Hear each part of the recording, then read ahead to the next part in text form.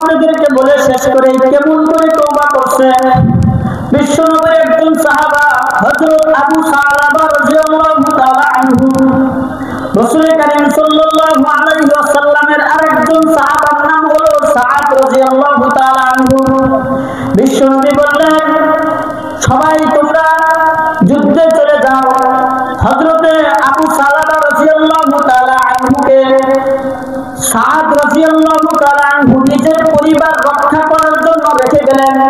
আমরা সবাই যুদ্ধে যাচ্ছি, ও আবু সালামা তুমি আমার পরিবারটাকে রক্ষা করো, আমার পরিবার তোমার কাছে আমানত। এই কথা বলে সাআদ রাদিয়াল্লাহু তাআলা আনহু সহ আল্লাহ রাসূলের সমস্ত সাহাবা যুদ্ধে চলে গেছে। হঠাৎ করে আবু সালামা তার মধ্যে কুমন্ত্রণা জেগে উঠছে। এই মুহূর্তে সাআদ রাদিয়াল্লাহু তাআলা আনহুর স্ত্রীর কাছে যা তাকে ধরে ফেলছে। হযরত সাআদ রাদিয়াল্লাহু তাআলা আনহু এর স্ত্রী বলতেছেন, ও আবু সালামা তুমি তো অন্যায় কাজ করে ফেলছো, মারাত্মক ভুল করে ফেলছো। আল্লাহ তাআলা তো তোমাকে এর জন্য শাস্তি দিবে, তুমি জাহান্নামকে ভয় করো।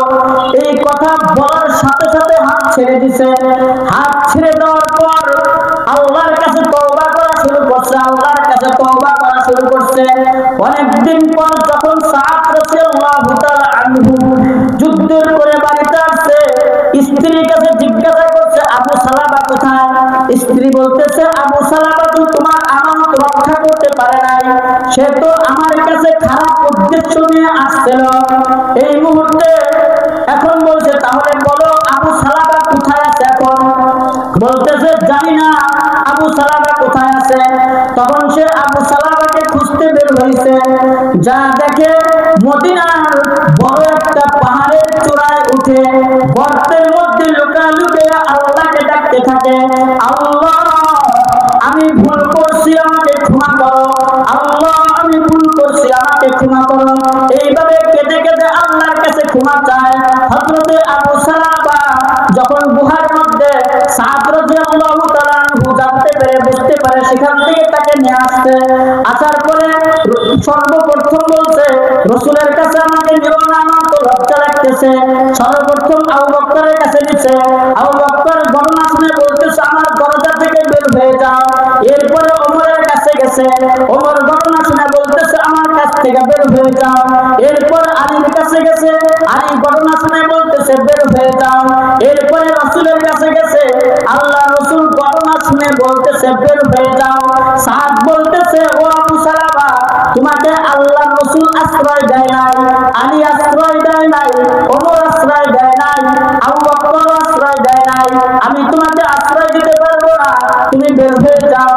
আবার আবু সালামা সেই ঘর থেকে বের হয়ে গেছে।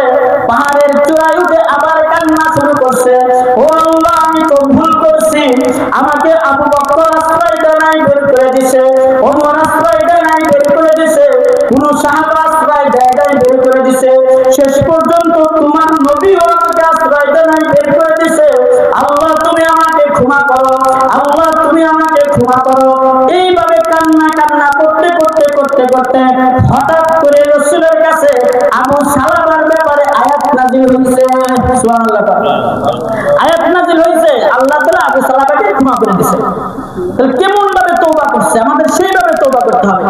এই আবু সালামা আয়াত নাযিল হওয়ার পর বিশ্বনবী বলেন, যাও আবু সালামাকে খুঁজে নিয়ে আসো।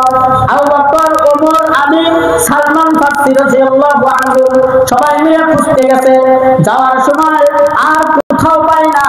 আবার দেখে ওই রকম পাহাড়ের চূড়ায় আল্লাহ আল্লাহ করে কাঁদতেছে আর আল্লাহর কাছে ডাকতেছে, ও আল্লাহ এই মাঝরাতে গভীর অন্ধকারে সবাই ঘুমিয়ে আছে, বাচ্চারা মায়ের কোলে আছে, মানুষ তার বাড়িতে নিরাপদে আছে, আল্লাহ আমার তো আশ্রয়স্থল নাই, আমাকে ক্ষমা করো।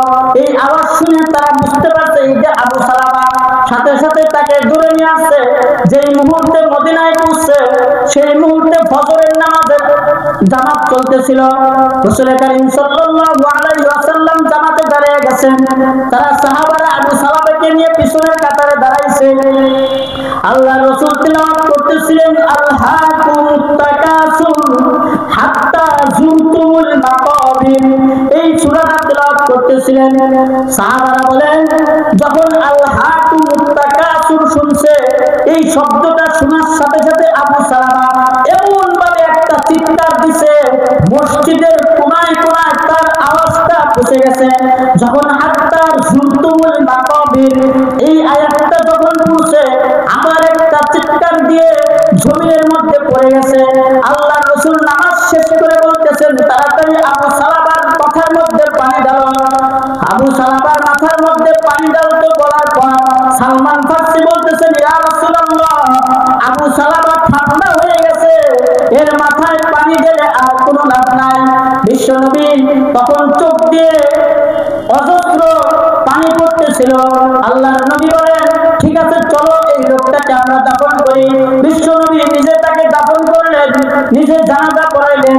যখন তাকে জানাজা পড়াইয়া কবর পর্যন্ত নিয়ে যাচ্ছিলেন, হঠাৎ করে তার পা স্বাভাবিকভাবে না ফেলে বৃদ্ধাঙ্গুলের উপর ভর দিয়ে যে হাঁটতেছে। দাফন কার্য শেষ হওয়ার পর সাহাবারা বললেন, ও নবী, আজকে হঠাৎ করে ব্যতিক্রম ভাবে হাঁটলেন, কারণ কি? বিশ্বনবী বলেন, ও আমার সাহাবারা, তোমরা কি জানো আল্লাহ তাআলা আবু সালামার তওবাটাকে এমন ভাবে কবুল করছে, আল্লাহ তাআলা এত খুশি হয়েছেন আবু সালামার উপরে। আল্লাহ তাআলা খুশি হওয়ার কারণে হাজার হাজার ফেরেশতা আবু সালামার জানাজায় অংশগ্রহণ করেছে, যার কারণে আমি মাটিতে পা ফেলতে পারি নাই। সুবহানাল্লাহ। এরকম ভাবে তওবা করতে হবে।